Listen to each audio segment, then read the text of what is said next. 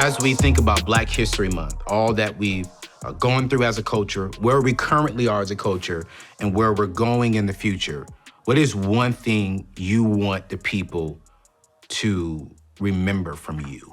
I totally believe in racism. I think systemic racism is the greatest form. I think it's alive and well and vibrant, especially over the past 3 years.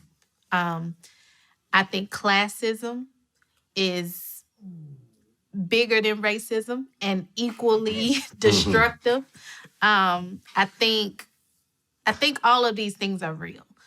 So my takeaway message, not to any other race. I don't think we even stand in a place to give them instructions. I think even when it comes down to white privilege, I don't think white people take white privilege. I think it's given to them and they don't give it back. I think they can't, it's not something they're taking. It's not something they're asking for. It's given to them. And that's not their fault. So not addressing any other race, just addressing our own people. I think because classism and racism and all these things exist, I would tell other people that look like me, other Black and brown people, don't prove them right. That's my only message. I think I don't have children yet, but when I have children, that's going to be my message to my children. You don't prove them right. You can't alter what anyone thinks of you. You can't alter, you could, try to do everything right and people are still going to have an opinion of you. You can't change that. But what you can do is not prove them right. And I think I work at a HBCU, so I see thousands of Black young people every single day. And I take a personal responsibility to pull them to the side one at a time if I have to and say, don't prove them right. Don't be in a certain place, act in a certain way and prove them right.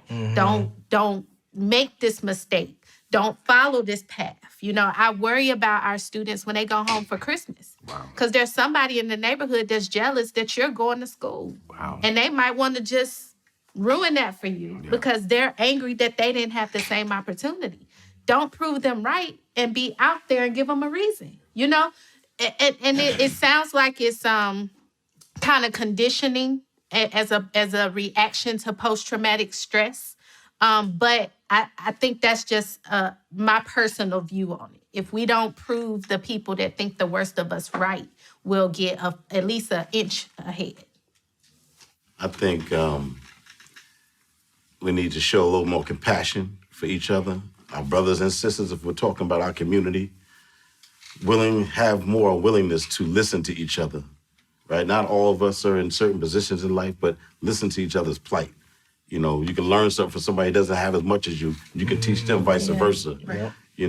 I think not allowing the blood that's been spilled on this United States of America from your ancestors go in vain.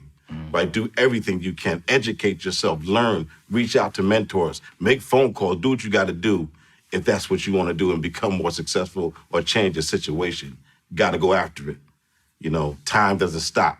But our history is still there behind us, right? But just formulate a way to teach each other. There's got to be a way to teach each other, teach the babies the right way. Be that symbol of hope, be that beacon of hope. That's it. I can sum up my final thought to this whole thing in a simple Bible verse. Don't lay up treasures on earth where moths and rust corrupt, but lay up treasures in heaven. My main message would be that even though all of these issues that we've discussed today are real and are valid, this life is but a vapor. And in the grand scheme of things, nothing we talk about will go with us into eternity. I would say invest in eternal life. Like my man was saying, invest in your inner security and your self-esteem and your self-worth and producing fruit of the spirit and peace and joy and love. Those are the things that are never going to die. Those are the things that are eternal. And whether Jordans and Benzes or businesses and degrees, moths and rust corrupt all of these things. So don't even focus. Don't make stockpiling treasures on earth your priority ever. She gonna say, Mom, you've been quiet.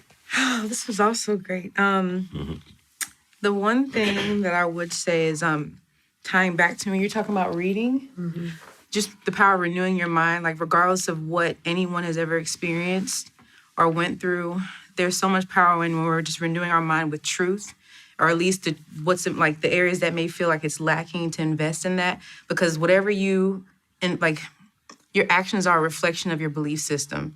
So whatever you're believing is eventually going to show out in your actions, but it's going to become your life. So if you continue to renew your mind with truth or invest in the areas that are lacking, all of a sudden, like, as your belief system changes, it'll make a difference in your actions. And then also being careful what you're speaking, because whatever you continue to speak over and over and over is going to be what you start to believe, and then it's going to affect. So all that ties in together. So being very careful what you're saying out of your mouth to yourself, saying out of your mouth to other people around you, and then surrounding yourself with people that are gonna speak into the areas that you may not see that may be dead, so that you can come to life. Like you're talking about, like how you connect with different people that basically don't do what you do, so you can get better and become well-rounded as a person.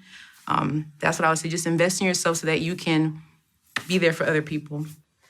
Piggybacking off of that and going back to what Christian said, if we end it the way that we began it, in the beginning was the Word, and the Word was God, and the Word was with God, which lets us know that everything is circulating around words.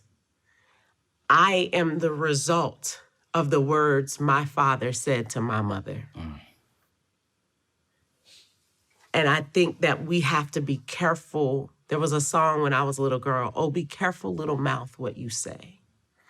And I think that was so key, what you just finished saying, Simone, is that one of the things that I teach my team and that I teach my children is speak what you seek till you see what you've said.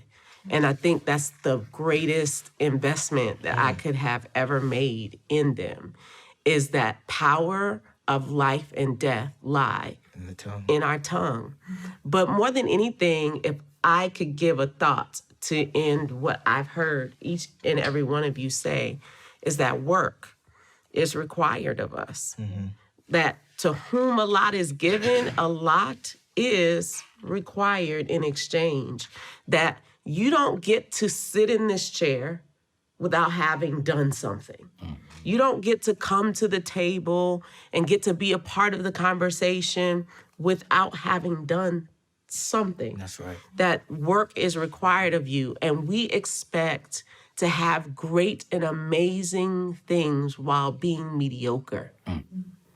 And mediocrity doesn't get you the kind of life that people write stories about. Mediocrity doesn't get you Mercedes-Benzes that are not attached to, can't sleep at night with an inability to pay for them, or even Jordan tennis shoes. And so I think the biggest thing for me that I would hope that anybody knew is that you've got to put in the work. That's good. When you hear this last thing, one word. When you hear this, what is one word that comes to mind? One word when you hear this. Black people. Resilient. Powerful. Beautiful. Persistent. Legendary. Me. Able. Equip. I'm still going. Caring. God damn, Rick. I just keep thinking about just the resiliency, but just thinking about all that we've overcome just since the last 400 years just in America. Slavery, Jim Crow laws, everything under the sun, and we still bounce back. And like you said, we're still the heartbeat of America. We're pop culture. The rappers are the new rock stars. Our athletes are the ones that are on the face of every sport, including golf. So I always just think, man, and that's the thing I take the most pride in, just how resilient it is, how resilient we are. And no matter like how many times we get knocked down or counted out, we get right back up and we keep punching. And that's something I take a great deal of pride in. I think with all the differences in opinion here tonight, it's amazing how we can still circle back and just be proud of the people that we are. Yeah. Yeah. And I hope that's something individually and collectively that we never lose. That's like right. I've never felt sad that I was a Black person. Oh, I've never no. wanted to be Never. anything Oh, no. else. I'm happy about it. I'm proud right. of it. And I hope collectively as a body we always will be. That's right. Yeah. Well said. Such a deep and intellectual conversation tonight from dear friends of mine. And when you think of Black people, I'm curious to know what is one word. I want you to type that below and let me know what is your thoughts. But if you watched all 4 parts of this, thank you so much. I'm curious to know what did you think about this? Do you want to see this again next year? What are some more questions maybe I can follow up and answer as well? But thank you again so much for just watching and dialoguing with me and with all of us, honestly, here. So I'll see you in the next video. You know what time it is. It's your boy, A.O., and I'm going to see you in the next video. Peace out.